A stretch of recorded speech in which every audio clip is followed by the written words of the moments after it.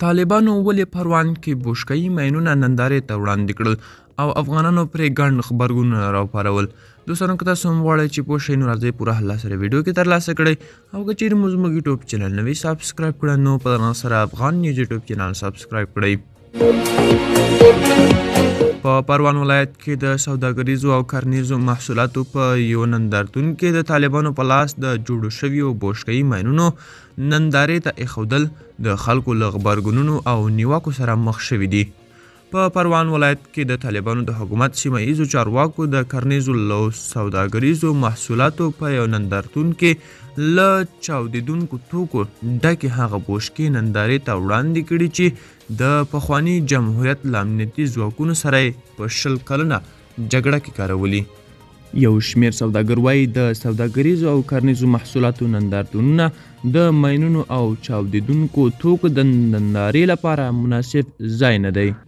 د سوداګرو د اتحادیې عمومي رئیس باز محمد غیرت ازادي راډیو ته وویل زما په انداز چې دا یو سوداګریز نندارتون دی او دا یو داسې نندارتون دی چې خلک به پکې د سوداګرۍ تولید او فابریکو په برخه کې پانګونې ته تشویق کیږي. داسې یو عمل باید هلته نه و تکرار شوی. د افغانستان د سوداګرۍ او پانګونې خونې مدیره پلاوي غړي خان جان اڅکلکوزی هم وایي چې دا ډول نندارتونونه د کرنیزو محصولاتو د نندارې ځای دی. خان جان الکوزی ازادي راډیو ته وویل دغه نندارتون یو کرنیز نندارتون خو چې د شمال په ځانګړي ډول د کاپیسا پروان هغه سیمه چې هلته تازه میوې او سبزیجات ډیر کرل کیږي نندارې ته ایښودل شوي او دا د ستاینې وړ ده. نظامي مسایل زموږ پورې اړه نه لري او له اسلامي امارت څخه باید پوښتنه وشي. د سه شنبې په ورځ د اپریل په 14 د طالبانو د حکومت تر واکمنۍ لاندې ملي ټلویزیون یو راپور خپور کړ چې پکې د پروان ولایت په یو سوداګریز نندارتون کې د افغانستان د ملي محصول په توګه د طالبانو په لاس جوړ شویو بوشکایي ماینونه نندارې ته وړاندې شول. دغه ویډیویي راپور په یوه برخه کې د کرنیزو محصولاتو لکه وچې میوې ترڅنګ د دغو ماینونو ځینې بیلګې هم لیدل کیږي. په تېرو 2 لسیزو کال کې طالبانو په افغانستان کې د خپلو جنگي موخو لپاره دغه بوشکایي ماینونه کارولي چې ډیری قربانیان یې د پخواني جمهوري پوځیان او ملکي وګړي دي. ازادي راډیو د دغه اقدام د علت په هکله طالبانو د حکومت له ویان ذبیح الله مجاهد او د طالبانو د حکومت د صنایعو او سوداګرۍ وزارت له ویان عبدالسلام جواد نظر هم وپوښت خو هغوی د راپور تر خپرېدو پورې پوښتنو ته ځواب ورنه کړ.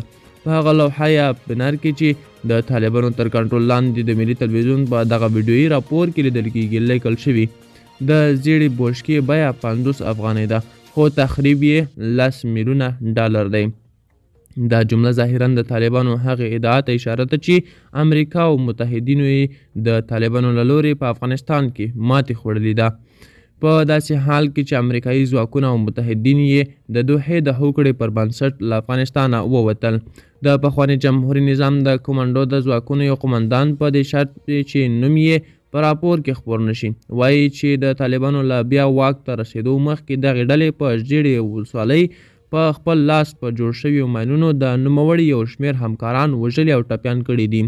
هغه وایي زموږ هلته په پرسونل چې مرستې ته تللي وو د طالبانو لخوا ورته کمین نیول شوی و او د طالبانو کمین د برابر شول چې له بده مرغه هلته زموږ 2 ورونه شهیدان شول او زموږ 3-4 ورونه د پښو او ملا په خاصه توګه د لاسونو برخو کې ټپیان شول ځکه دوی په خپلو لاسونو جوړ شوي منفجر توکي په بوتلونو کې ځای پر ځای کول. معدني او اوبو په شان بوتل و له موادو یې ډکول بیا یې پر دوی غورځول. ارواپوهه شبنم شهپور وایي چې د طالبانو په لاس د جوړ شویو ماینونو نندارې ته ایښودل خلکو ته د چاودنې او ځانمرګو بریدونو ترخې خاطرې وریادوي چې د ډیرو خلکو ژوند یې واخیستی دی. نوموړي ازادي راډیو ته وویل په عامه نندارتونونو کې د هر ډول جنگي وسایلو ښودل په کورنیو ښځو او ماشومانو له رواني پلوه ویجاړونکې او منفي اغیزې لرلی شي ځکه د جنگي وسایلو لیدل د لیدونکو په ذهن کې یو ډول ویره او ترور رامنځته کوي.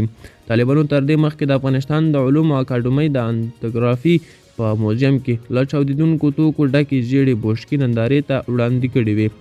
دا و د نن ورځې چمتو کلی خبر تر بیاخې چارې ښه وه.